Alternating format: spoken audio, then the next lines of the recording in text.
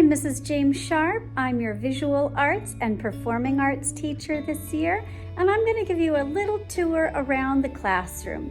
So here we go. So this is the door where you will enter, and you line up outside and wait for me to invite you in. Then once I've invited you in, you walk through and you come straight to the mat. This is where we start all of our art classes, unless I tell you otherwise. We do not run around the room or go check out anything else. Straight to the mat.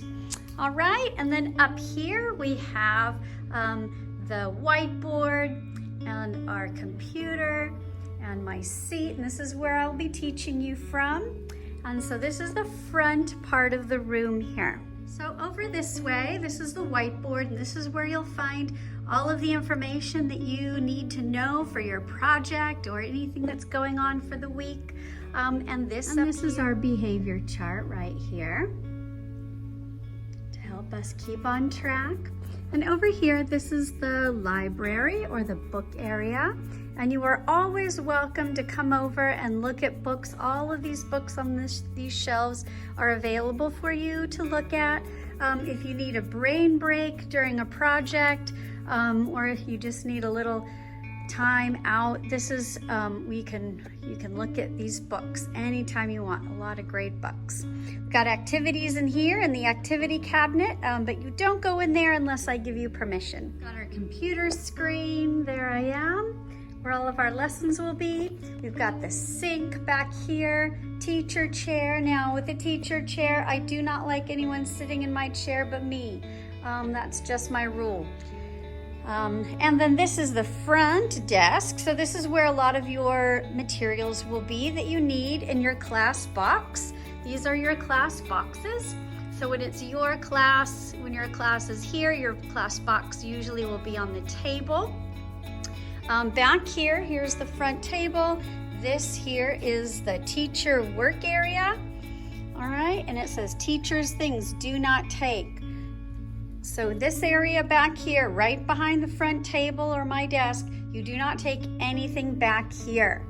All right, you'll confuse me if you start taking things or moving things around. So this is my little area that you do not touch. And the same goes with this area back here. Anything on this counter, in this area, you don't take.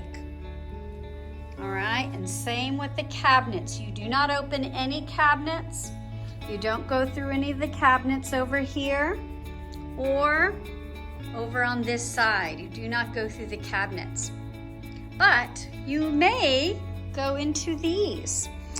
So up here, these are the material drawers.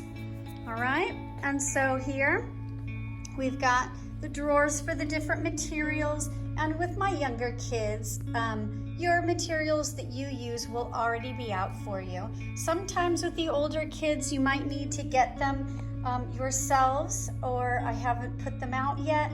This is where all those basic supplies live. And these are the craft drawers.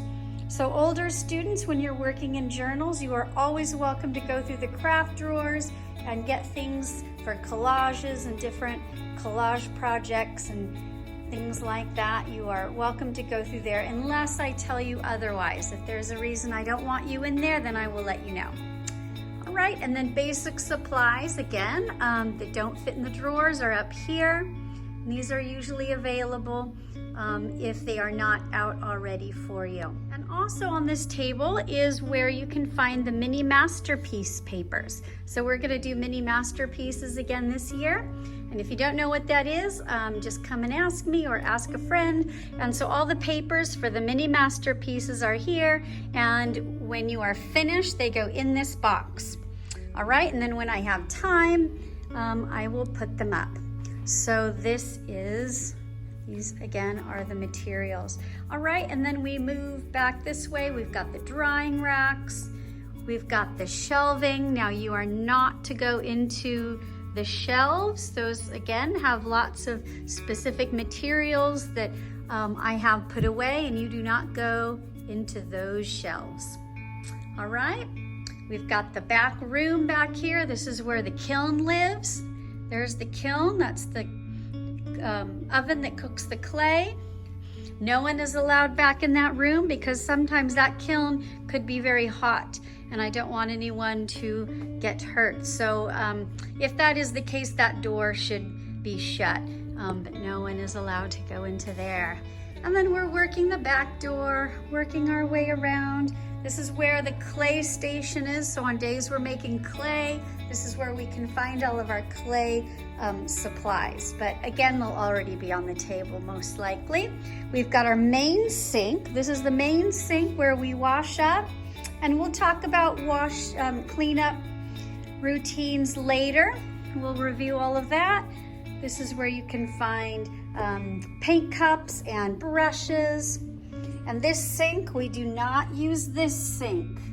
All right, this is a very deep sink, and I kind of just use this for very big washing up jobs that I have, or just kind of a storage area for now, for extra things so it's not cluttered on the counters.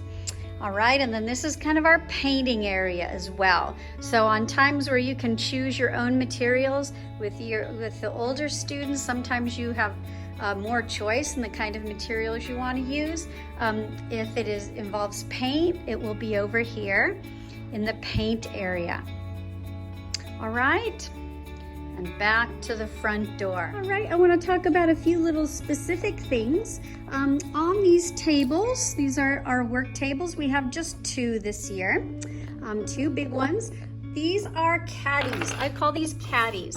And in the caddies, have all of the basic supplies. So that'll always have pencils, fine liners, sharpeners, and erasers. So all of those very basic supplies will be found in the caddies.